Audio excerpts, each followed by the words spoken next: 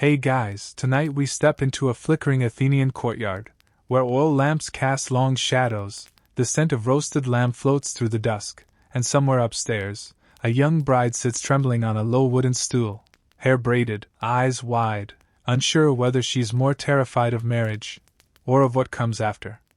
Her mother is downstairs, adjusting the table settings. Her father is negotiating her future with a man she barely knows. Her virginity?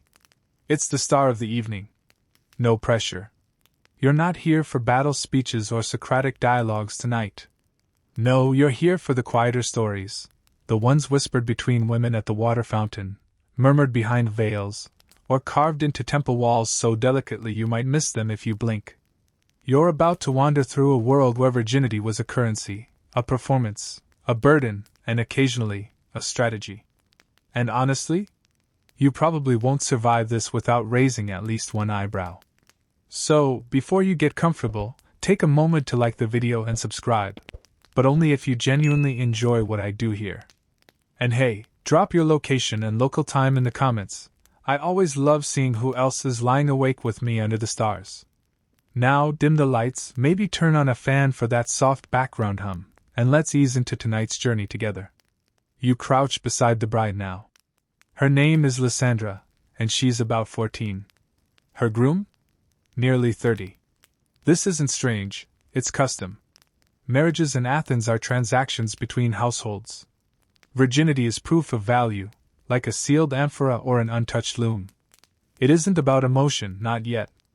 It's about lineage, dowry, inheritance, and the idea that something untouched is more sacred, more stable, more desirable.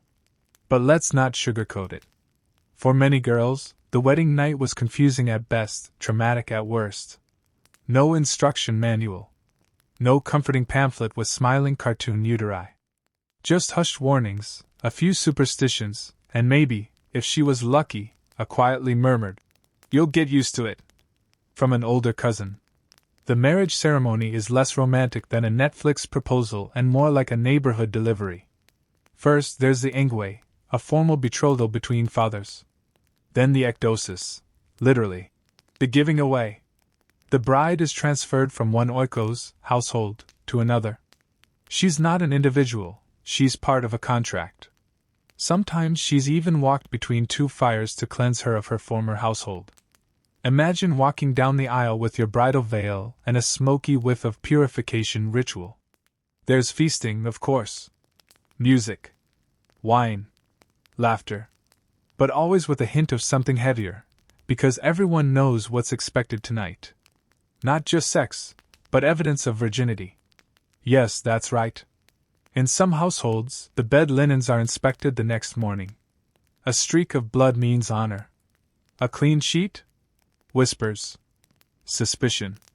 Maybe even rejection. Historians still argue whether this practice was widespread or more myth than norm. But the pressure was real. So much so that in some cases, girls were advised to scratch themselves discreetly to simulate the expected stain. Virginity, it seems, was sometimes less about biology and more about performance. You wander into a quiet courtyard where two older women share bread and gossip. One remembers her wedding night with a grimace. The other chuckles and says, "He was drunk and fell asleep before I could even panic." There's tenderness here, too. Shared survival. They know what the girls upstairs don't. Marriage is less about one night and more about enduring the years after. Let's pause and appreciate the strangeness of this system. Virginity is treated like a thing, an object to be passed on, kept safe, eventually handed over. But where is it exactly? Ancient Greeks believed it lived in the body's closure, a sacred seal. Others saw it as a mystical purity, tied to the soul. Either way, once gone, it never returns, like a vase dropped from Olympus. And then there's the bride's silence. In most ceremonies, the bride doesn't speak. She doesn't give verbal consent. That's done by her male relatives. Her body may be present, but her voice is absent. Still, some evidence suggests that girls found ways to rebel, quietly. A sudden illness. A delayed menstruation. A sob that lasted a little too long. small forms of resistance in a world that demanded compliance. Here's your quirky tidbit for the night. In some rural regions, it was customary to parade the bride on a cart shaped like a beehive, symbolizing fertility, sweetness, and a little buzz of nervous energy. Adorable. And very unsubtle. As you trail the wedding procession now, you notice how much the bride is decorated, not just beautiful, but symbolic. Her veil is saffron-colored, evoking fire and transformation. Her girdle is tied tightly, then ceremonially undone by the groom, a physical metaphor for what comes next. Her hair is styled in elaborate braids, looped to suggest unity and chastity. Each strand tells a story, if you know how to read it. And once the ceremony ends, she's led to her new home, usually in silence. Friends sing risque songs outside the door, a tradition called the epithalamium. Inside, the couple lies on the marriage bed, and the household goes quiet, pretending not to listen.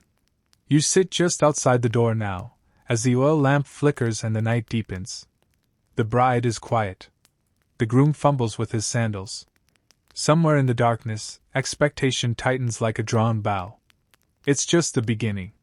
You wake to thunder, but it's not the weather. It's Zeus again, doing what Zeus does best, falling in love at light speed, changing shape, and leaving chaos behind. If you thought mortal marriages were complicated, wait until you meet the divine ones. Welcome to Olympus, where the gods have affection for just about everyone, except for stable long-term communication. You stand beneath a marble colonnade, watching the sky flash gold as Zeus pursues yet another unfortunate maiden, this time disguised as a swan. Or a bull.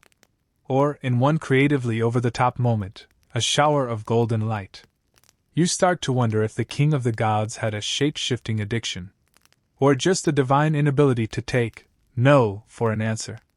Zeus's love life wasn't just messy, it was a narrative engine. Through his many unions, legitimate and otherwise, countless demigods, heroes, and founders of Greek cities were born.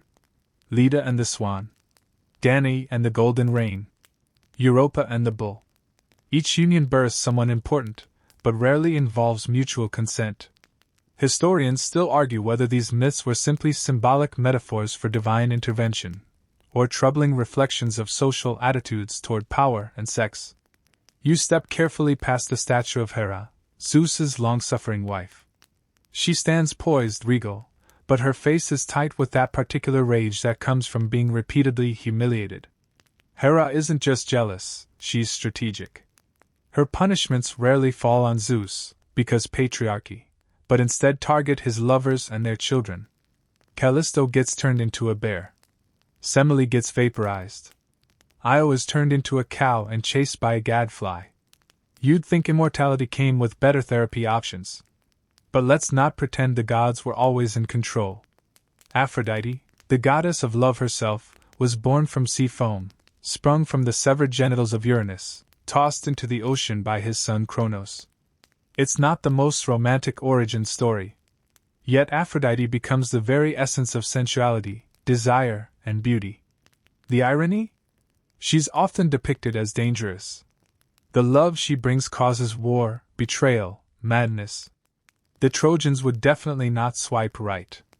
You sit beside a temple priestess who recounts how mortals often prayed not to be noticed by Aphrodite. Love, especially divine love, was rarely a blessing, it was a storm. Even virginity wasn't safe. When Orion tried to violate Artemis's hunting companion, the goddess struck him down with arrows. And when a mortal named Actaeon merely saw Artemis bathing, he was turned into a stag and torn apart by his own dogs. Moral of the story? Mind your business in sacred forests. The gods weren't bound by mortal norms, but their stories reflected them. Virginity, especially among goddesses, wasn't just innocence.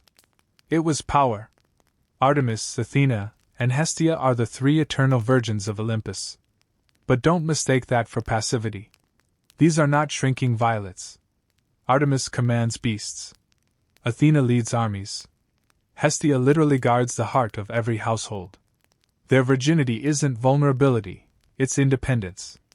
You watch as a statue of Athena is draped in fresh olive branches. A young girl whispers a prayer to her, asking for strength before her wedding night. Not love.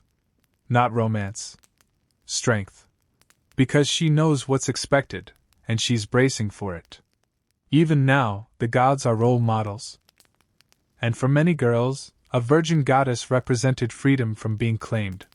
One fringe myth you overhear from a traveling bard involves a mortal woman who tricks a god by switching bodies with a statue of Athena, avoiding a divine visit. The story ends with the goddess rewarding her cunning. It's likely apocryphal, but the theme is clear: cleverness is survival. You step into a frescoed chamber, where scenes of divine romance swirl across the walls. Pan chases nymphs through the woods. Eros flutters by, shooting arrows at random. Apollo woos Daphne, who escapes him only by turning into a laurel tree. It's tragic. It's symbolic. And yes, it's often horrifying if you think about it too long. So why tell these stories? Because in ancient Greece, myth wasn't separate from life. It was explanation. It justified the world's unfairness. It cautioned against overreaching. It whispered, "This has happened before." When a girl was betrothed to an older man, perhaps she thought of Persephone, abducted by Hades and dragged into the underworld. Her mother Demeter's grief caused winter. A myth, sure. But also a reflection of the fear, the loss, the rip from girlhood to wifehood. You sit on the steps of a crumbling temple, night rising around you, and imagine a young woman offering figs and flowers to a goddess who once fought off the same fate she's trying to endure. The divine wasn't just something above, it was something familiar. Even the love stories that end well, like Psyche and Eros, require trials, betrayals, temporary deaths. Love, in myth, is always a journey. Often a trap. Rarely safe. You lie back and stare up at the stars. Once, the Greeks believed these were gods too, watching, remembering. Every myth, every celestial affair, locked in the sky. And you realize something unsettling. Even the gods didn't understand love. They just felt it louder. You wake to birdsong, but not the chirpy "Let's have a nice day" kind. This is shrill, urgent, echoing through the pine-covered hills of Broran. You're in a sacred grove now, where the untouched are protected, and Artemis reigns with a bow in one hand and no patience for nonsense in the other. This is no ordinary temple. This is one of Artemis's strongholds, guardian of wild things, young girls, and all things virginal. But not the pearl-clutching, blushing kind of virginity. No. Here, virginity is power. It's resistance. It's distance from civilization, from marriage, from men entirely. Which is honestly kind of refreshing. You walk among marble columns, chipped and worn, where young girls once danced in ritual. They were called arcto, little bears. Don't ask. Actually, do ask. It's adorable and a little weird. The bear thing comes from a myth. A sacred bear wandered too close to town and was killed. Artemis, enraged, demanded that girls honor the bear spirit through ritual play. So girls between 5 and 10 dressed in saffron robes, roared, yes, actually, danced bear-like dances, and symbolically acted out their transition from wild childhood to civilized womanhood. Bear today, bride tomorrow. Historians still argue whether this rite was truly a symbolic puberty marker or more of a religious summer camp. But either way, participating meant a girl had entered Artemis's favor and kept her virginity intact. That was the key. You sit beside a shallow spring where one of these rituals once took place. Girls splashed water, sang hymns, and maybe, just maybe, imagine staying here forever, free from marriage, from ownership, from that awkward dinner where your father negotiates your bride price over olives. Because Artemis didn't marry. Didn't have children. Didn't answer to a man. For girls, especially those from wealthy families where marriage was just a matter of paperwork and timing, Artemis wasn't just a goddess, she was an option. A model of a life outside the expected. Of course, not every girl got to choose. But the fantasy mattered. You pass a sculpture of Artemis mid-stride, bow drawn, eyes cold. This isn't a gentle protector. She's fierce. And she punishes harshly. When Callisto, one of her followers, was seduced, or assaulted, depending on the version, by Zeus and became pregnant, Artemis banished her. The rules were strict. Virginity wasn't just personal, it was allegiance. Another tale tells of Hippolytus, a young man so devoted to Artemis, and so dismissive of love that he enrages Aphrodite. She causes his death via a tragic misunderstanding. His only crime? Swearing off desire. In Greek myth, virginity can protect, but it can also isolate. And then there's Atalanta, fastest woman in myth, follower of Artemis, dead set on staying single. She agrees to marry only if a man can beat her in a foot race. Spoiler, no one does until Hippomenes uses golden apples to distract her. She loses. They marry. And then are turned into lions after, a temple incident. Because in Greece, no good deed, or romance, goes unpunished. You crouch by a fire where priestesses once prepared offerings, small pastries shaped like animals, woven garlands, and the hair of girls about to wed. That's right. Before marriage, a girl might offer her childhood toys, her first braid, or her favorite necklace to Artemis. A symbolic goodbye. Virginity wasn't just about sex. It was about thresholds. The moment before. The state of being not yet. Once crossed, you couldn't go back. So the rituals helped ease the shift. Gave it meaning. Gave it grace. One fringe detail from a preserved inscription describes a girl who refused to marry, choosing to serve Artemis for life instead. She became a temple caretaker, possibly even a mid-level priestess. Whether her choice was religious or strategic, we'll never know. But there it is, carved in stone, a woman who opted out. You find her story comforting. In a world where most girls were handed from father to husband like heirlooms, Artemis offered a fork in the path. A forest trail. A bow in hand. A chance, however slim, to say, "Not for me, thanks." But it came at a price. Staying a virgin often meant stepping out of society. Into temples. Into forests. Into silence. For the few who managed it, the reward was freedom, but the cost was motherhood, status, legacy. No heirs. No name carried on. No feast in your honor. You return to the edge of the grove. The air is thick with pine resin and the faint hum of bees. A statue of Artemis watches, one hand raised, as if to bless, or warn. You wonder what it felt like, to stand here as a 10-year-old girl, half scared, half excited, wearing a saffron bear robe and knowing your body was about to change, that your life was about to veer. That somewhere in the city, your father was already planning your wedding while you were still pretending to growl at your friends. You wonder how many girls looked at that statue and thought, "Let me stay while just a little longer." You wake to the gentle hum of a spindle. The courtyard is quiet, but not idle. Young girls are spinning wool, weaving stories with every flick of the wrist. You're in a typical Athenian home now, where maidenhood isn't just a private matter, it's a public concern.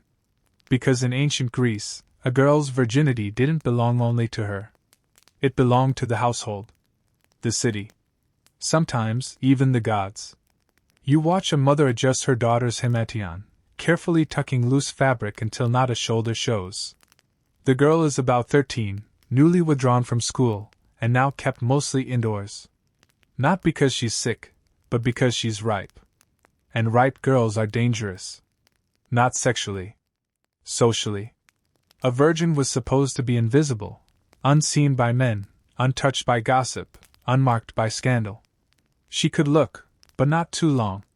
Walk outside, but only to the fountain. Speak, but only when spoken to.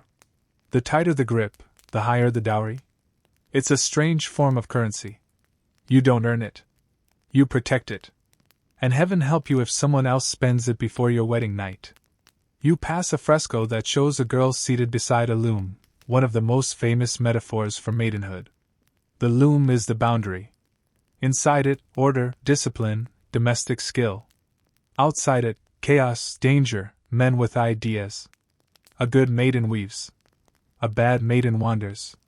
Historians still debate whether this strict boundary was lived by every family, or mostly idealized in elite households. In rural villages, girls likely had more freedom out of necessity, carrying water, helping with flocks, even speaking with neighbors. But in cities like Athens, chastity and visibility were inversely proportional. The more modest you were, the less you were seen. And that's not just poetic, it's political. You enter a symposium, all men reclining with wine cups in hand. A young man brags about his future bride. She's silent, and good with wool, he says. Another laughs. Mine hasn't spoken in days, I'm in love already. You want to throw something. But you don't. Because you're here to learn. You realize virginity is a public performance. Not the act itself, but the aura. Innocence is observed, not proven. It's in how she walks, how she averts her eyes, how little she knows of poetry, of politics, of the world. The ideal virgin is a mystery box wrapped in silence and ribbon. Not for curiosity, for control. You sit with a girl named Mira as her mother teaches her how to grind barley and stay out of conversations. She has questions. Big ones. But they go unanswered. Because too much curiosity might mean she knows things. And knowing things in a girl is suspicious. You glance at a wall inscription. A good woman speaks only to the loom and the gods. Charming! But let's not be too cynical. Some girls found agency inside these roles. Weaving wasn't just domestic, it was symbolic, mythic. Penelope, in Homer's Odyssey, keeps her suitors away for years by weaving and unweaving a shroud. Cleverness disguised as piety. You see Mira pause at her loom, fingers still. She's listening. She's watching. Not as passive as she seems. That's the trick. Meanwhile, the boys are getting a very different education. They run in the gymnasium, listen to speeches, recite battle histories. Their bodies are shaped in sunlight. Their minds are sharpened for argument. No one asks about their virginity. It's not even a word that sticks to them. Girls, on the other hand, are told protect it like your life depends on it. Because in many ways it does. A bride who isn't pure can be sent home, stripped of status, dowry, protection. And then what? A life of whispered shame. No second chances. No romantic redemptions. You hear of one girl, let's call her Danae, who fell in love with a neighbor's son. They met at the fountain, exchanged fruit, poetry, small touches. Someone saw. Rumors spread. Her marriage fell through. Her father sent her to a cousin's farm. For her health. She never returned. Did they have sex? Maybe. Maybe not. But reputation is as fragile as the hymen everyone's so obsessed with. One fringe belief you hear from a temple healer is that a girl's virginity can be sensed in her breath. A pure girl exhales like myrtle, she claims. Others say the body gives signs, tight hips, bashful voice, reluctance to dance. It's nonsense, of course. But it shapes how people think, how they judge, how they whisper. You walk through a bridal preparation room, where aunts arrange perfumed oils and ceremonial combs. The girl sits still, eyes distant. You wonder what she's thinking. What stories she's been told. What she believes about what's about to happen. Does she believe it will hurt? That she will bleed? That she will somehow become a woman the moment someone enters her body? Probably. Because that's the myth. Not just the one men tell, but the one women pass down, too. Out of fear. Out of love. Out of habit. You sit beside her, quiet. She turns her face toward you and whispers. Will it feel different afterward? You don't know how to answer. Because in this world, it already does. You wake to nervous laughter echoing through a stone courtyard. It's the night after a wedding, and the bride is nowhere to be seen. Her younger cousin, not quite old enough to marry but definitely old enough to eavesdrop, is entertaining the kitchen staff with theories. One claims the bride fainted. Another insists she cried. A third swears she smiled, and now the groom won't stop bragging. The truth? No one knows. But that's not the point. In ancient Greece, the story of the first night mattered more than the truth of it. And so tonight you walk through a world where virginity is theatrical, and the pressure to perform starts long before the bedroom door closes. You crouch by a cracked doorway and hear sheets being discussed. Yes, the sheets. Some families still bring out white linens the next morning, hoping for a telltale stain. Others just pretend. And some clever households? They use tricks. A spot of sheep's blood. A discreet scratch. Because even if the act wasn't painful, even if the bride had no bleeding at all, which, spoiler, happens more than not, the symbol mattered. Not the science. Historians still argue whether this whole blood-on-the-sheet tradition was widespread or only practiced by certain classes or regions. But it was talked about. Enough to appear in comedy, myth, and ritual. Enough for girls to be warned, make it look right. You sit beside a grandmother stitching a red ribbon into a bride's veil. It's to confuse the eye. She explains with a wink.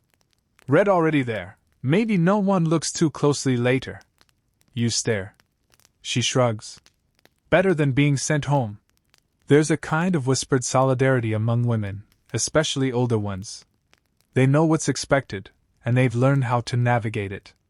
They pass these strategies down, not in formal lessons, but in nods, touches, subtle preparations. A basin of warm water. A suggestion to cough at the right moment. A quiet prayer to Aphrodite, not for pleasure, but for survival. And let's be honest, the wedding night wasn't often about romance. It was about initiation. About moving a girl from one category, virgin, to another, wife. Not always gently. Not always with her full understanding. Some men, nervous or impatient or simply oblivious, made it worse. Some women braced themselves and hoped it would be quick.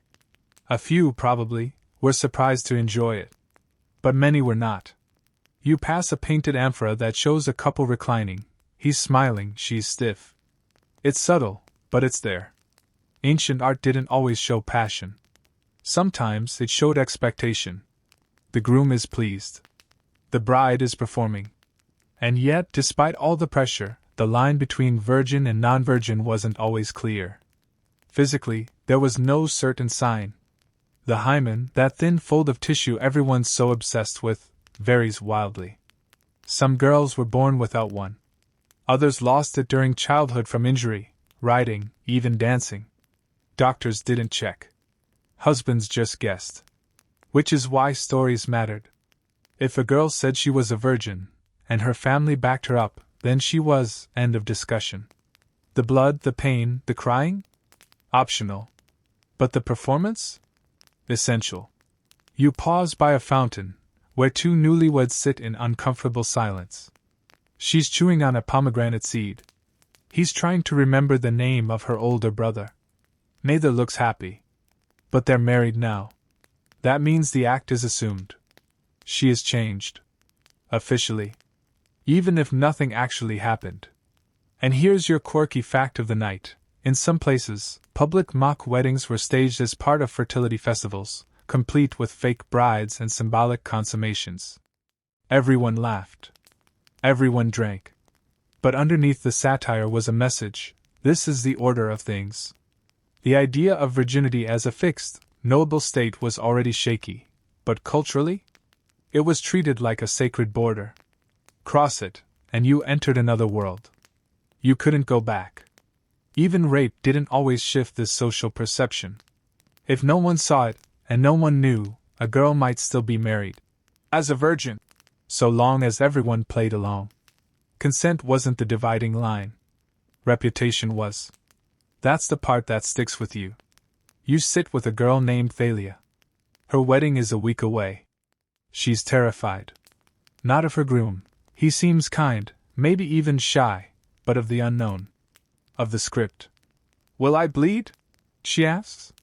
Will it hurt? She's been told yes. She's been told no. She's been told not to ask. Her aunt hands her a jar of oil and tells her to pray. Thalia's mother offers only this.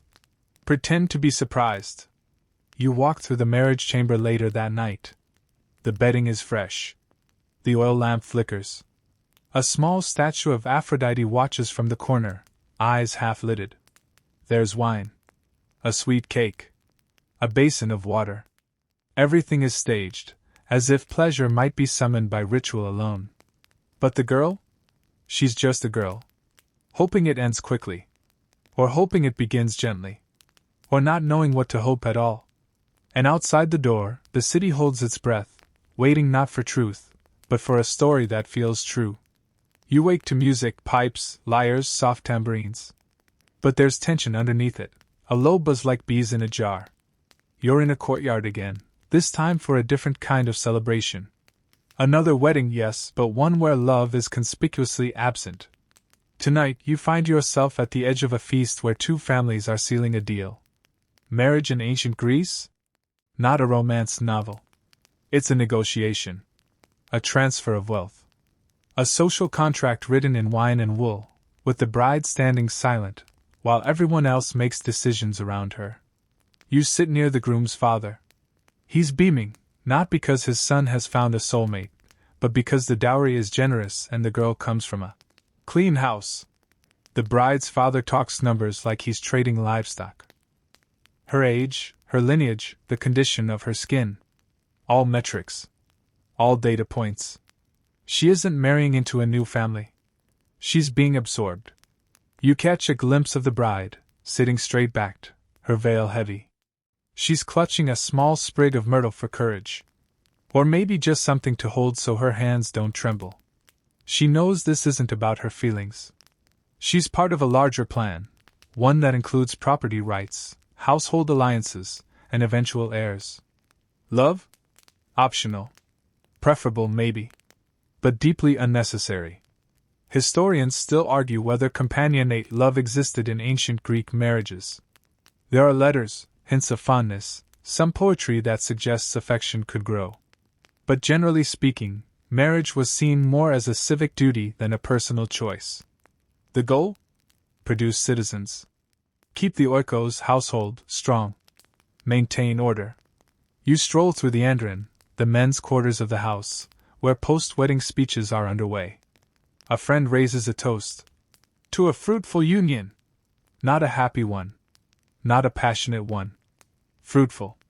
Because happiness is beside the point. If she bears sons, she has succeeded. And if she doesn't? Let's just say, in some households, a second wife or a concubine might suddenly appear. Legally sanctioned. Socially acceptable. Great for the family tree. Less great for the first wife. You overhear a servant girl whisper that the bride is lucky, her husband is only 25. Not old, not cruel. Could be worse, she adds, almost cheerfully. You don't know what's more chilling, the content or the tone. Marriage, for women, often meant exile. Even if they didn't leave the city, they left their household, their childhood friends, their mother's comforting voice in the morning. They were transported into a new house, full of unfamiliar rules, where they were expected to become adults overnight. You pass through the gyneconitis, the women's quarters, where the new bride will now spend most of her days. Weaving, managing slaves, raising children. Few outings. No politics. No public role.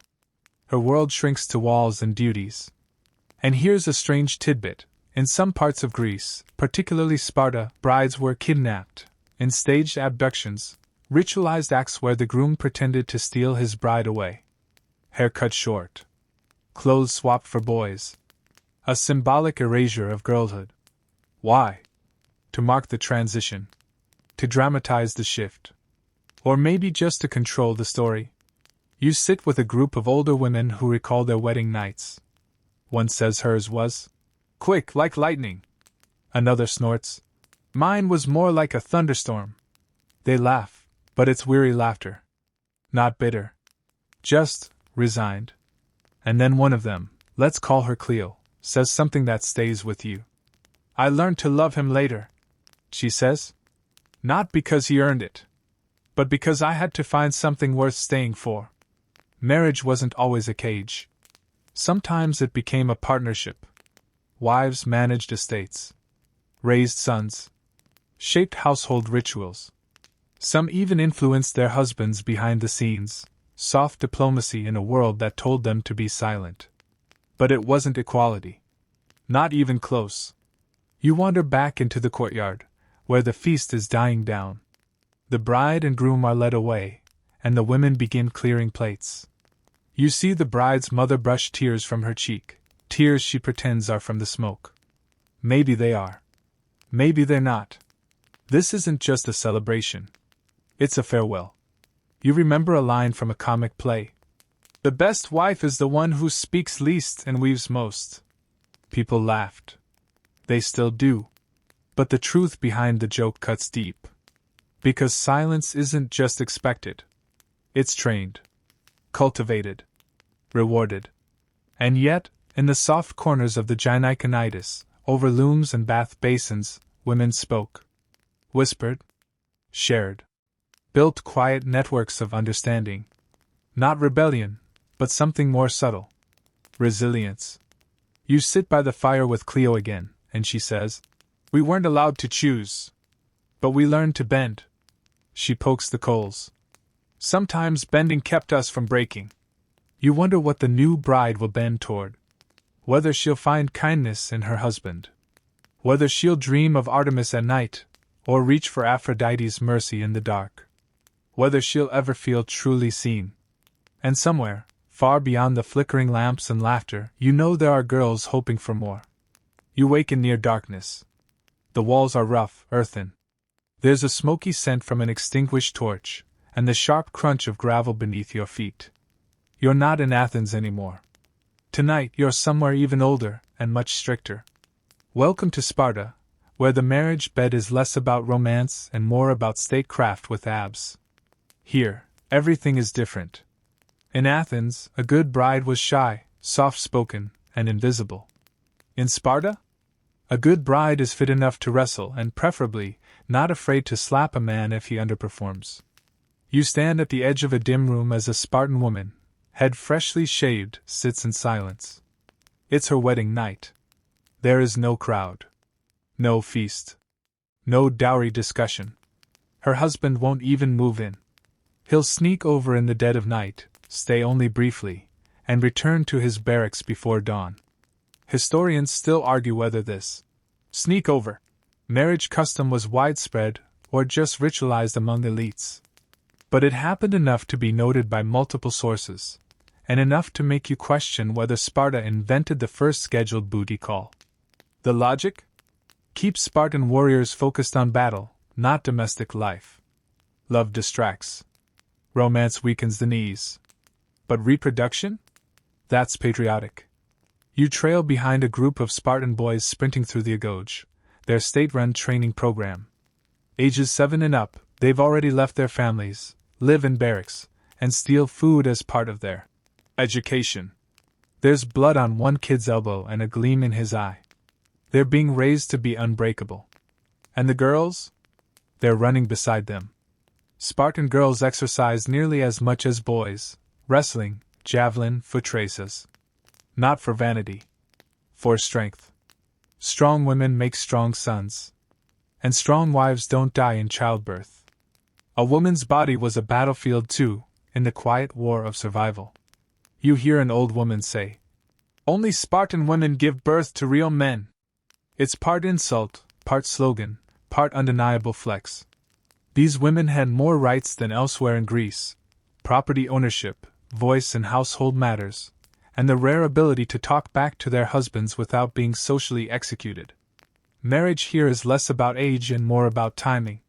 Spartan women often wed around 18, much later than their Athenian cousins. This delay allowed them to mature physically, making childbirth less dangerous. But it also gave them time to think, to train, to build confidence. You step into a gymnasium where girls are racing, hair swinging, laughter ringing off stone. You catch snippets of conversation about boys. Yes, the gossip exists here too, but it's less about crushes and more about strategy. Who's brave? Who's strong? Who's likely to father children who survive winter training? And when the marriage comes? The ritual is strange. The bride's head is shaved.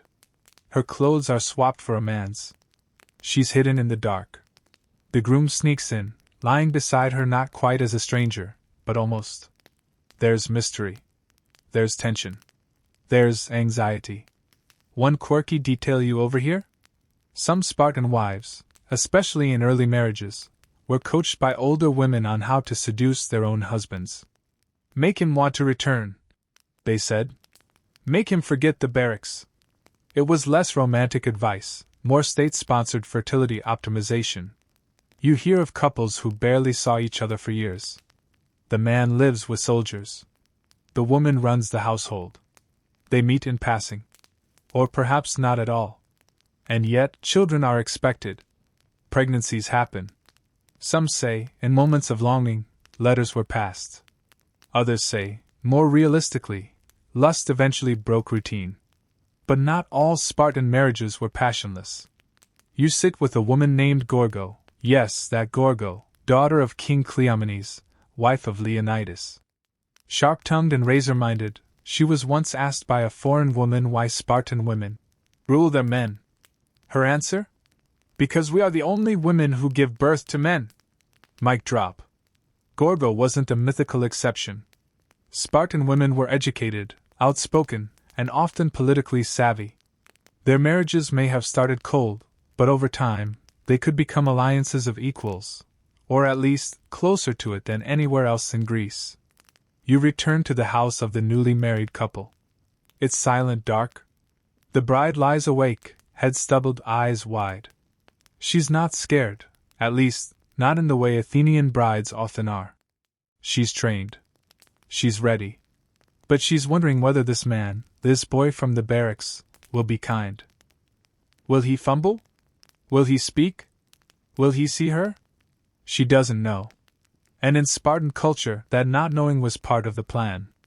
Distance keeps things functional. Mystery keeps things from becoming messy. Romance? That's for poets. Sparta is for warriors. You step outside into the cool night air. Across the rooftops, other couples lie in half silence, repeating this strange ritual again and again. Months. Years. Until something changes, until the husband retires from service, until children are born, until time wears down the edges. You wonder, how many of these women chose this life? And how many simply became it? The wind shifts. You catch a voice from the shadows, a girl whispering to her sister. If he doesn't come tonight, I'll sleep better anyway. And just like that, you remember. Even the strongest societies can't train out hope. You wake to the scent of roses and roasted barley, and the subtle murmur of women gathering just before dawn. You're no longer in a family courtyard or sweaty gymnasium. You're deep in the sacred folds of the Thesmophoria, an ancient Greek festival where women take center stage, finally, and powerfully. No men are allowed. None. Not even the gods, if the women had their way. You follow the veiled procession up a hillside, torches flickering in the half-light. These are married women, mostly mothers, moving with purpose. They carry offerings, cakes, and strange little bundles you don't recognize at first. Then it hits you, these are symbols of fertility and rebirth. Some are sweet. Others smell like rot. This is the Thesmophoria's secret. It's both celebration and ritualized mourning. And it's here, in this echo chamber of femininity, that you discover how ancient Greek women reclaimed some power, not through politics or property, but through ritual and myth. At the heart of the Thesmophoria is Demeter, goddess of grain and motherhood, and her daughter Persephone, the original seasonal influencer. You know the story.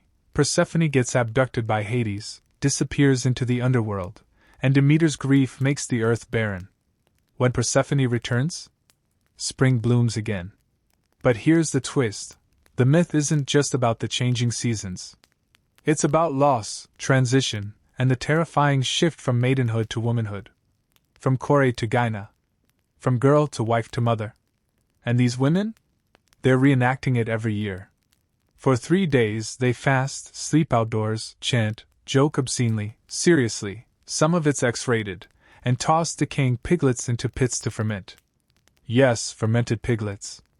It's a symbolic offering, death to feed the soil, so life can return. Historians still argue whether all the raunchy jokes and wordplay had real spiritual meaning or were just comic relief for tired women. But either way, the humor was sacred. Laughter, in this context, is power. And in a society where most public roles were reserved for men, religious festivals were one of the only spaces women could lead. You sit beside a priestess, older, stern, eyes like flint. She leads a prayer not in whispers, but in a low, commanding voice. No modesty here. No blushing maiden. She's speaking to goddesses, not husbands. And for once, the men of the city don't interrupt. They don't even come near. During the thesmophoria, women disappear from domestic life. Men fend for themselves. It's a disruption, and that's the point. This festival reminds everyone that life literally doesn't go on without women. You pass a group sitting in a circle, hands stained with saffron and ash. One woman speaks of a stillbirth, her voice flat. Another mentions her daughter's first blood. A third, quieter than the rest, says she's been married 5 years and remains childless. In this space, they are more than wives. They are daughters of Demeter, sisters to Persephone, caretakers of the world's rhythm. Their virginity, their fertility, their silence, it's all transformed into ritual currency. And here's your quirky tidbit: some women, during the festival, reportedly made effigies of male genitals out of dough and waved them in the air, laughing loudly. Not out of lust, but mockery. It was a release valve. A private joke among women who were told, day after day, that their bodies belonged to someone else. This, for them, was a kind of revenge. You hear the younger women whispering about their husbands, swapping notes like survival tips. One talks about her wedding night with a bitter grin. He sneezed right before it, she says. I told him that was the gods warning me. They all laugh. A raw, bonding sound. You laugh too. And there's something revolutionary about that laughter. Because here, virginity isn't sacred. It's gone. It's past. It's even mocked. What matters now is survival. Motherhood. The ability to endure and pass on strength. You sit beneath a tree, watching smoke curl from an altar. A woman offers barley and murmurs a line you recognize from Homer. Earth, receive what must decay, so we may bloom again. The sentiment isn't just agricultural. It's personal. So much of a woman's life here is tied to fertility, not in the fun, springtime goddess way, but in the practical, exhausting sense. Produce children. Bear sons. If not, you risk being labeled barren, unlucky, cursed. And yet the irony? The gods themselves are terrible parents. You think of Zeus, perpetually philandering. Hera, jealous and vindictive. Aphrodite, chaos and silk. None of them would make great babysitters. But mortals? Especially mortal women? They were held to impossible standards. The thesmophoria is their counter-narrative. For 3 days the veil slips. The roles pause. And women speak. About bleeding. About birth. About disappointment. About desire. Even, sometimes, about hope.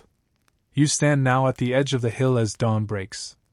The women begin returning home, their bodies tired but lightened. They carry bundles of grain, cakes, and charred bones, symbols of the cycle. Death and rebirth. Silence and voice. Girl and woman. One girl, maybe 13, clutches her mother's hand tightly. It's her first festival. Her eyes are wide with confusion, or all or both. She looks up at her mother. Will I come again next year? She asks. Her mother squeezes her hand. Yes. You'll understand more then. And you do too. Because here, at last, virginity isn't an object. It's a chapter. One of many. You wake to silver sandals clinking down a marble corridor. The air smells of myrrh, and there's a tension, like something sacred is about to happen. You follow the sound into a temple courtyard where garlands hang like whispers, and a hush rolls through the gathered crowd. Tonight you're shadowing the life of a virgin priestess, a paradox wrapped in power and loneliness. She enters barefoot, head high, eyes blank as still water. She's one of the hetaerae, young girls, sometimes as young as 7, chosen to serve Athena on the Acropolis. Their title means, bearers of the unspeakable, which is either wildly ominous or ancient Athens being its usual cryptic self. The truth? No one really knows exactly what they carry in those woven baskets down secret staircases. Something sacred. Something hidden. Some say snake bones. Others say fertility symbols or phallic objects. Historians still argue whether this ritual was a coming-of-age rite, a religious purification, or something far more esoteric. But what's certain? These girls are seen, honored, and protected, until they're not. You trail behind one of them, her name lost to time but her poise unforgettable. She walks with the serenity of someone who knows she's been watched since birth. Her virginity isn't just social capital, it's divine currency. You glance at the statues lining the path, Artemis with her bow, Athena with her shield, both eternal maidens, untouched and untouchable. And the girls who serve them? They're supposed to embody that. Virginity here isn't just about not having sex. It's about belonging to no man, and thus, paradoxically, to everyone. A city's honor could rest on these girls. Their purity meant protection from divine wrath, crop failure, or enemy invasion. No pressure. But here's the catch. The moment they grow older, ripen, change, attract attention, they're dismissed. Gently, formally, and permanently. The divine doesn't do puberty. You slip into another temple, this one belonging to Artemis, goddess of the hunt, patroness of maidens and wilderness. Her priestesses, too, must be virgins. But unlike Athena's cool wisdom, Artemis radiates wild freedom. She protects girls not by locking them away, but by keeping men at a distance, often with a bowstring drawn. There's a strange story you overhear from a nearby storyteller, of a young girl who broke her vow, and Artemis turned her into a bear. Another version? She was sacrificed. A third? She became a priestess anyway, but was never allowed to speak again. Fringe tales, whispered warnings. And here's your quirky tidbit of the night. In some rural festivals, girls dedicated to Artemis would run races naked or nearly so, symbolizing freedom from adult roles.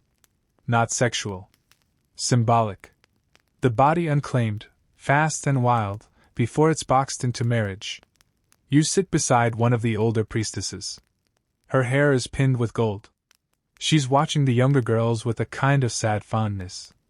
They think they're free, she murmurs. But it's a cage made of laurel and praise. You ask her if she regrets not marrying. She chuckles softly. I was married to the goddess. It was a short honeymoon. The truth is, while these virgin priestesses had status, they were also pawns. Their lives were structured, surveilled, and above all, temporary. When they aged out, they often married quickly.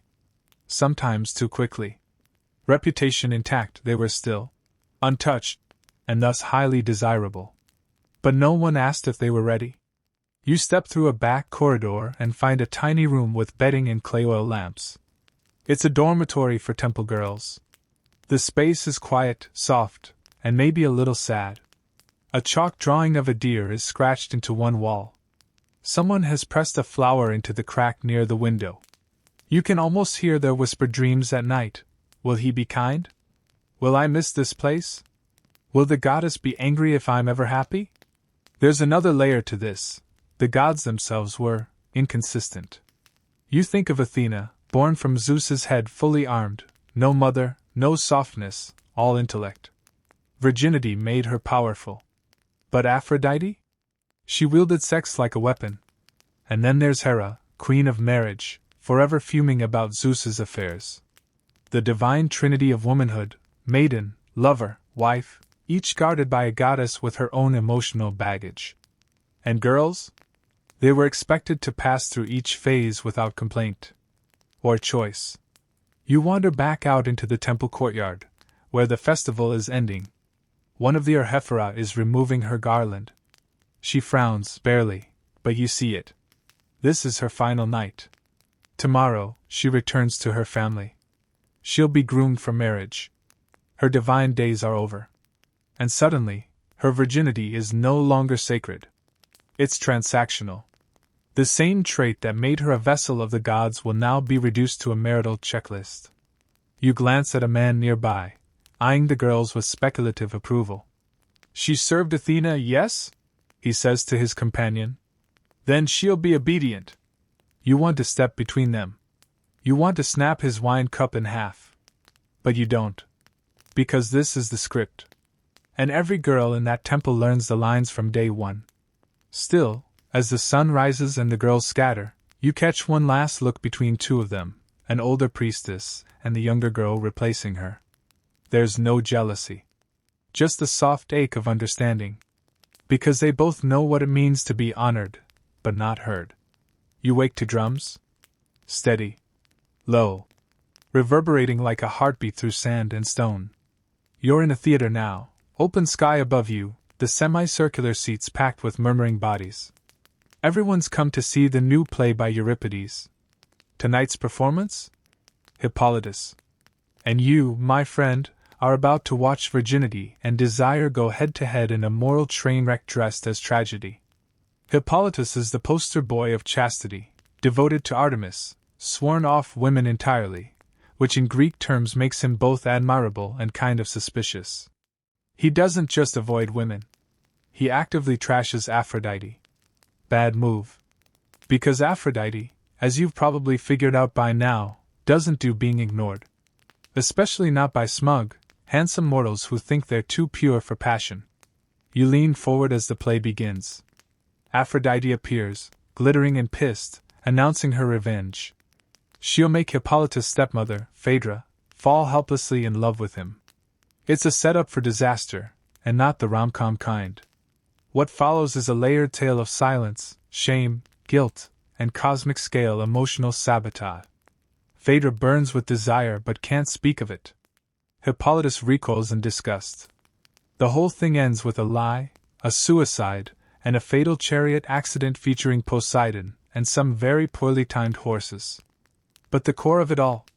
Virginity versus sexuality. Artemis versus Aphrodite. Control versus surrender. And the audience loves it. You sit near a group of teenage boys who cheer for Hippolytus. He was too good for her, one says. The older men, though, murmur their sympathy for Phaedra. She was cursed. She tried to resist. A pair of women behind you whisper bitterly. When do we get to say no and be believed? You realize the genius of Euripides. He's not giving you answers. He's giving you mirrors.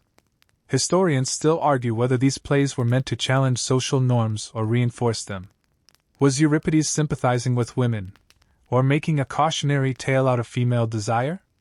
Was he critiquing the gods, or just dramatizing their chaos for ticket sales?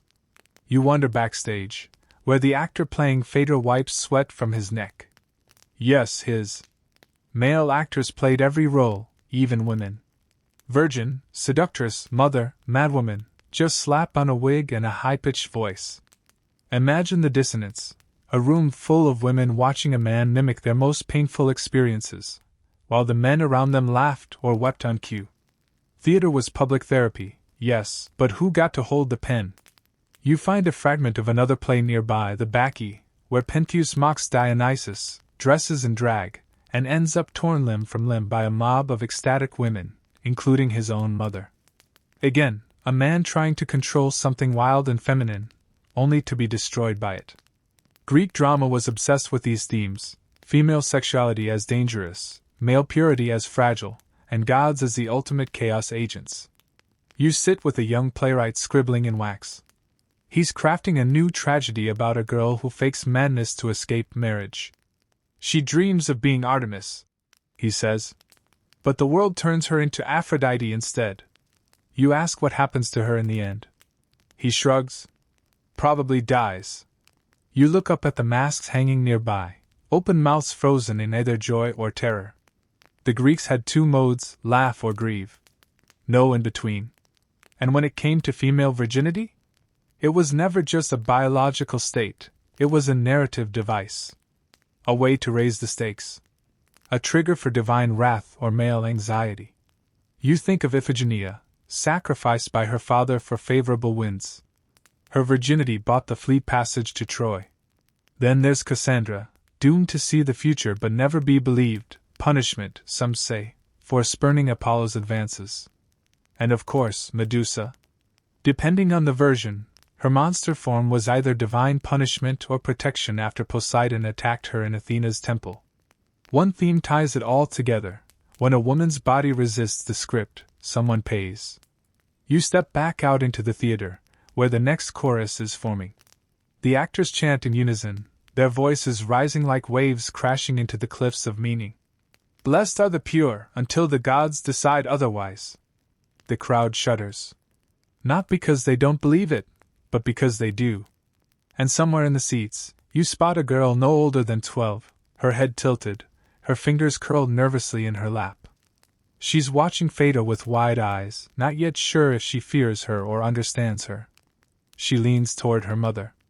Was Phaedra bad? Her mother replies without blinking. She was unlucky. And that, in ancient Greece, is often worse. You wake in a narrow alley of clinking coin purses and sandal scuffs, the scent of wine and burnt fish clinging to your hair like gossip.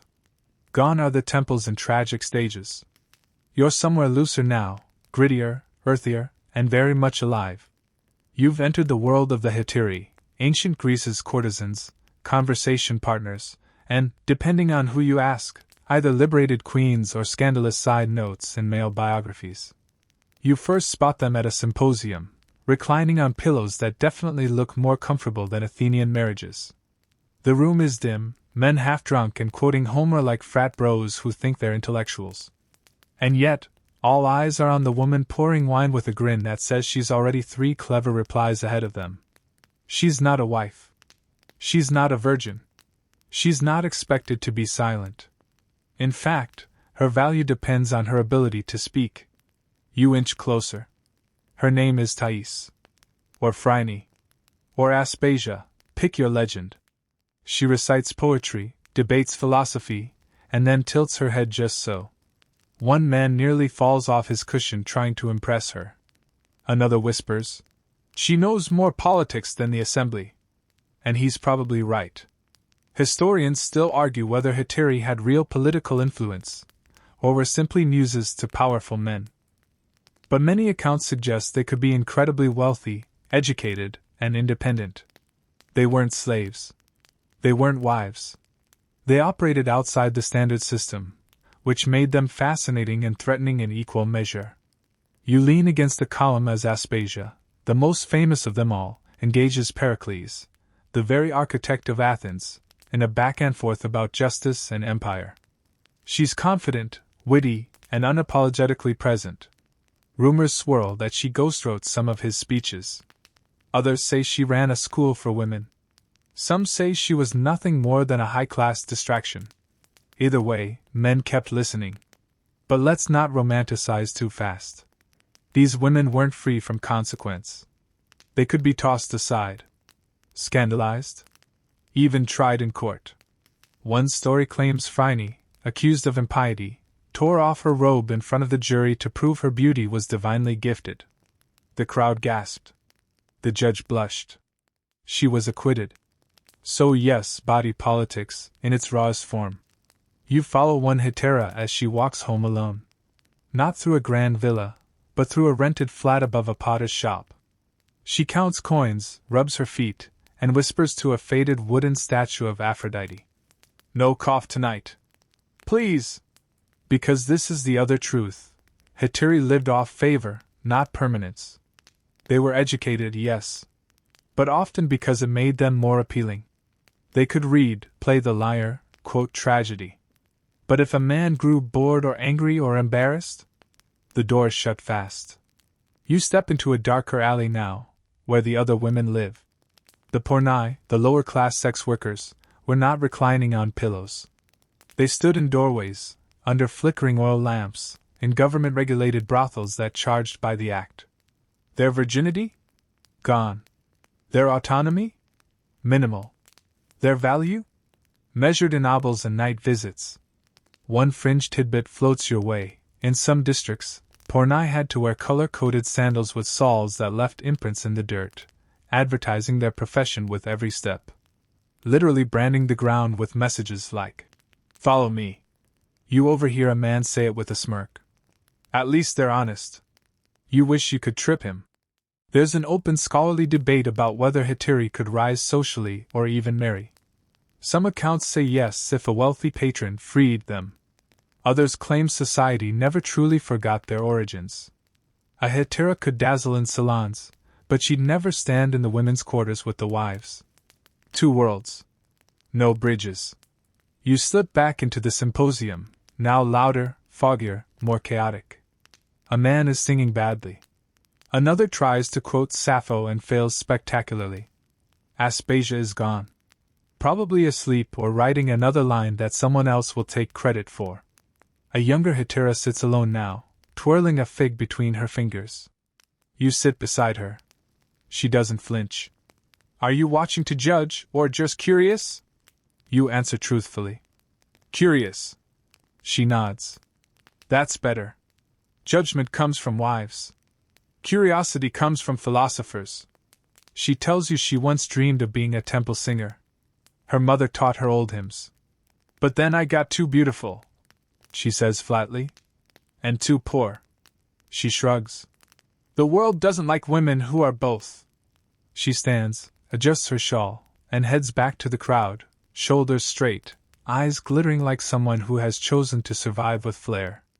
You sit there a while longer, surrounded by candlelight and contradiction. These women aren't virgins. But they're not less for it. They wield what society gave them, wit, beauty, charm, and somehow make that power sing. Still, you wonder, how many of them wanted a quiet life? A room of their own? A moment where their body wasn't currency? And then you remember the words of a comic poet, tossed off like a joke but sharper than it looked. She spoke better than most men, and that was the real scandal. You wake in a quiet house, tucked behind a vine-covered wall, where the air is thick with the scent of warm honey bread and olive oil lamps burning low. This isn't a palace or a brothel or a temple. It's a home. A real one. And tonight you're finally entering the women's quarters, the gymnasium, where so many voices were kept out of sight and earshot. It's not grand. There's no golden embroidery or painted ceilings. Just woven baskets, low stools, and soft chatter. A little girl is spinning thread under her mother's eye. A toddler wobbles between two ants. Someone's grinding barley in the corner. These are the rhythms of daily life for Greek women not chosen by gods or poets, just wives, mothers, daughters. You follow a woman named Eerie. She's maybe 30, worn at the edges, but quick with her hands and quicker with her eyes. She runs this space like a general, allocating food, cloth, chores. Her husband? At the agora, arguing politics. Her son? Studying rhetoric with a tutor. Her daughter? Soon to be married, though her voice hasn't deepened yet. This home, like most, is gendered architecture. Men gather at the front, open courtyards, visitors, business. Women remain in the back, where no outsider's gaze should fall. Even friends of the family don't enter without permission. Respectable women are kept away from public view, as if modesty could be measured in square meters. Still, life here is not idle. You notice how much these women know about trade, sewing, medicine, even local gossip. Knowledge passed hand to hand like secret herbs. One whispers how to encourage fertility. Another how to relieve menstrual pain using warm flax and a prayer to Hera. Fringe medicine, sure, but sometimes it works. You spot a thin scroll tucked behind a loom, Sappho's verses, copied in secret. Eerie catches your glance and smiles. It's for my daughter, she says. I want her to know not all women are quiet. Historians still argue whether the gymnasium was entirely restrictive or whether it allowed women to build their own micro-kingdoms. Some say it was imprisonment. Others say it was protection, a space to raise children and manage households without intrusion. The truth? Probably both. You overhear a marriage conversation. Irene's daughter, Thalia, is getting nervous. Her mother reassures her gently, then, somewhat less gently, reminds her to stay silent on the wedding night unless spoken to. Good girls listen. Good girls bleed. Good girls bear sons. It lands in your stomach like a stone. Because here, virginity is still currency. A girl must be untouched, unseen, and preferably unquestioning. If the bedsheet shows no blood, whispers start. She could be returned. Her family shamed. That one night, that proof, could define her entire life. You sit with Thalia later. She's sewing, pretending not to think. I met him once, she says. He smelled like vinegar. You ask if she's afraid? She shrugs. He's not cruel, I think. Just older. And loud. Then she leans in. Do you think I'll change? You pause. What do you mean? When it's over. Will I still be me? You don't answer. You don't know how to. A quirky domestic ritual distracts you, the baking of bridal cakes. Not the frosted monstrosities you're used to, but honeyed sesame pastries shaped like body parts. Mostly, symbols of fertility. They're burned slightly on the edges and offered to Artemis. For safe transition, Irene explains. Safe transition. As if marriage were a dangerous bridge, and Artemis the toll booth guardian. You think again of that sacred trio, maiden, mother, crone. Greek society locked women into stages, with only narrow doorways between. And marriage? That was the trapdoor. One scholar you overhear at a symposium later calls it a legal transfer of guardianship, not love. That's not cynicism. That's the law. A girl belonged to her father until marriage, and then to her husband. No legal autonomy. No vote. No land. Her body was a handshake, and her silence the receipt. Yet here, in this back room, there are jokes. Laughter. Quiet rebellion. A girl sings a bawdy song while picking lice from her sister's hair. An old widow describes her late husband as more goat than God. A young mother teases her toddler into dancing. There's warmth, even when the world outside feels cold. This, you realize, is where resilience lives. Not in the myths. Not in the tragedies. But in rooms like this, where women have built quiet kingdoms with scraps and patience. Virginity here isn't sacred, it's counted, bargained, and then forgotten the moment a son is born. Irene kisses her daughter's forehead as she finishes a wedding shawl. You'll be strong, she says. Not always happy, but strong. And Thalia, lips pale, asks, Do I have to thank him? Irene answers without flinching. No. Just survive him. You step out into the sun again, blinking. And for the first time, you wonder what other stories were never written, simply because the women telling them did so too quietly for marble to echo. You wake to the sound of sandals slapping marble and the echo of scrolls being unfurled. It's market day in Athens, and the agora is thick with clamor. But you're not here for olives or philosophy. You're here because you've heard something strange, that Greek ideas of virginity weren't all as timeless as we think. And indeed, as you move through the crowd, past merchants hawking figs and cynics mumbling about truth, you overhear arguments that sound oddly modern. Virginity is just a state of mind, a young man says, laughing, quoting some half-remembered sophist. His friend elbows him. Tell that to your future father-in-law. You pause. Because this is where things get juicy, not in temples or tragic plays, but in the way real people twist, reshape, and quietly question the norms passed down to them. Take the word Parthenos, often translated as virgin. Sure, it could mean sexually untouched, but sometimes it just meant unmarried, or of marriageable age, or a girl who has not yet borne a child. There's no single definition. Even in stone inscriptions, context is everything. Historians still argue whether ancient Greeks truly obsessed over sexual purity, or whether our modern hang-ups are the real lens distorting the past. After all, the mythic stories are filled with contradictions. Helen was married and still considered desirable. Persephone was abducted but revered. Athena stayed a virgin and wielded power. Aphrodite didn't and wielded even more. So what gives? You overhear a teacher instructing young men about modesty. A woman must be untouched, unseen, unheard until marriage. But just across the plaza, another older man scoffs. Better to marry a clever widow than a silent girl. The debate is alive. And that's your cue to eavesdrop on a few more tales from the margins. One quirky tidbit you discover in a dusty papyrus. In certain city-states, virginity wasn't proven with a bedsheet, but by the absence of gossip. If no one claimed to have been with her, and her family kept a clean reputation. That was good enough. In other words, purity could be a PR job. Hire the right relatives. Keep the neighbors' mouths shut. And then there's the medical stuff. Ancient Greek doctors were all over the place with their theories.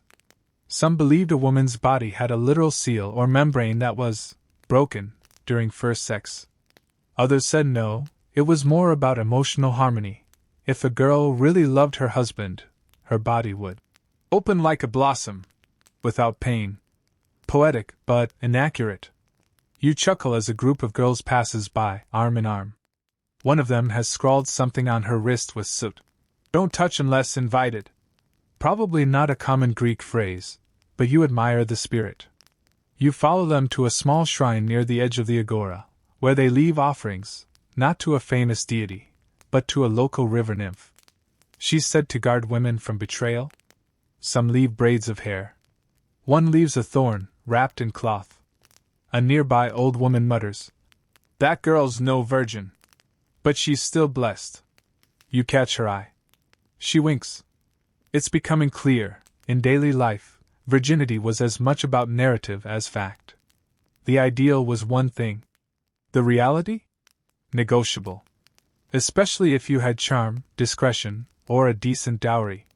You find a graffiti scrawl on a city wall. Hermes took my virginity, but I kept my reputation. You try not to laugh out loud. Then you pass a school, where boys are reciting Homer. The teacher asks, "Why was Nausicaa unmarried?" One student pipes up, "She was waiting for the right hero." Another says, "She liked her freedom." A third, clearly more jaded, says, "Because she had no dowry." The teacher doesn't correct any of them. You realize that even in myth, even in education, virginity served whatever story needed telling. A philosopher nearby muses to his pupil, "A woman's worth lies in her silence." But another, younger thinker interrupts, "Or in her song." You follow the second one down a quiet street, and he shows you a wax tablet filled with female-authored verses, rarely recited publicly. "I collect forgotten voices," he says. One line jumps out at you. "They call me pure, because they never listened." It stays with you. Because if virginity was supposed to be central to a woman's identity, why are so many women missing from the records? Perhaps because the obsession with purity only mattered when it was convenient, when it served the law, or politics, or family pride. Outside those spaces? In homes, in poems, in private prayers, women found ways to reshape their value.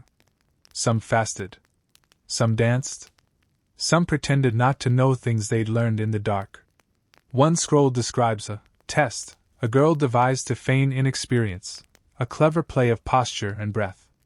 Another describes a mother teaching her daughter how to hide confidence behind bowed eyes. You're starting to see the truth. Virginity, in ancient Greece, wasn't just a state of the body. It was a performance. Sometimes genuine. Sometimes faked. Sometimes demanded. Sometimes discarded. And in all cases, it was a story someone else told about you. You wake just before dawn. The sky is smudged peach and silver, and there's a hush over Athens that feels sacred. One final path waits, a quiet street leading away from temples and symposiums, down to the edge of memory, where the legacy of the pure woman still echoes. You pass a sculptor at work, chiseling a marble girl mid-step, her robes clinging like wet silk, her gaze turned modestly away. "She's Artemis," he says. "Or maybe a bride. Doesn't matter. What matters is that she's untouched." He smooths the stone with reverence.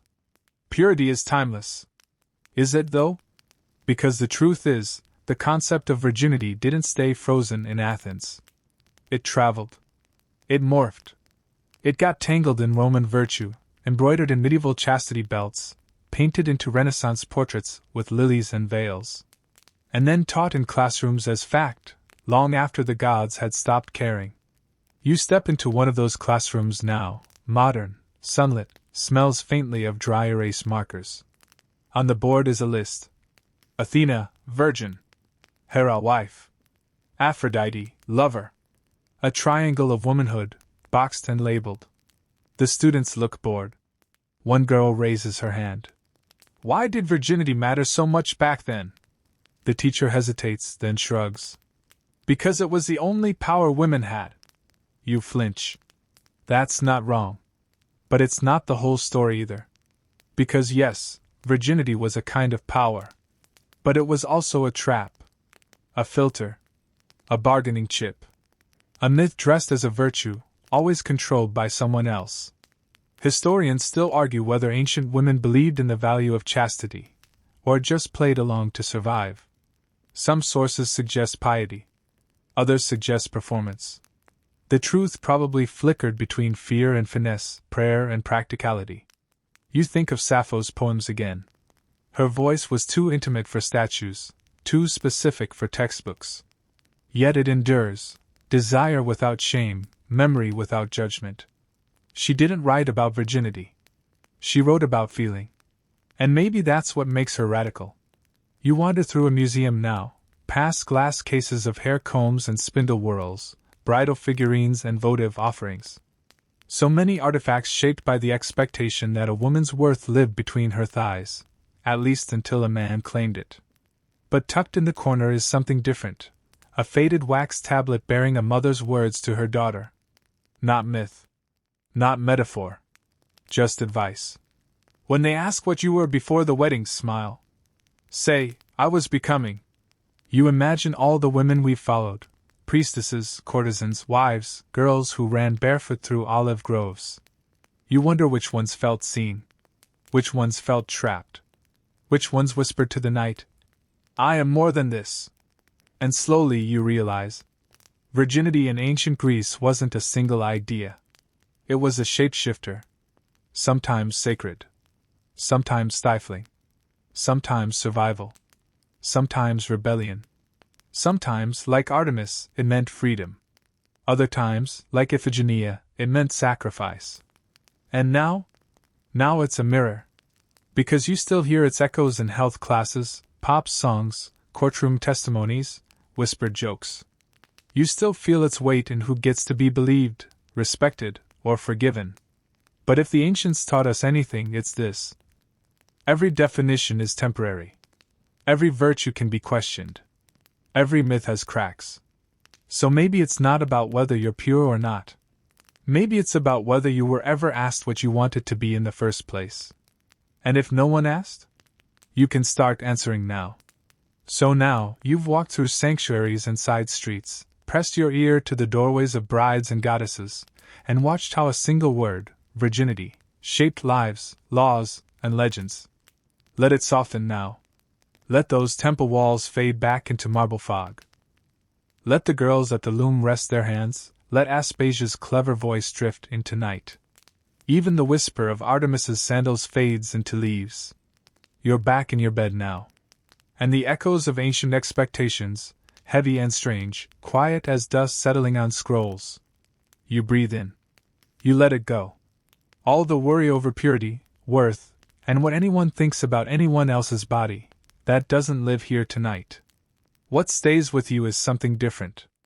The quiet strength of women in rooms the world tried to forget. The small rebellions hidden in hymns. The warmth of whispered jokes between those who had to keep surviving, century after century. Feel that. The softness of unraveling expectations. The safety of naming your own story. No gods are watching now. Just stars. And you? Sleep well, traveler of myths and meaning. You made it.